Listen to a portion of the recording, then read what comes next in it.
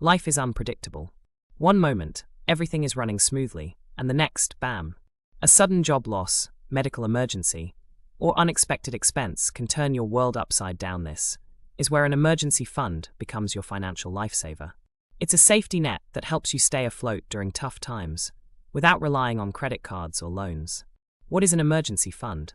An emergency fund is money set aside for unexpected situations. Things you can't plan for, like a car breakdown, home repairs, or sudden job loss. Think of it as a financial cushion that softens life's hard blows. How much should you save? Experts recommend saving at least 3 to 6 months' worth of essential expenses. This includes rent, groceries, utilities, and insurance. If your job is unstable or you have dependents, saving closer to 6 months is even better. Why is it a lifesaver? Having an emergency fund means less stress, more control, and fewer financial regrets. Instead of borrowing money at high interest rates or selling assets, you can handle emergencies smoothly.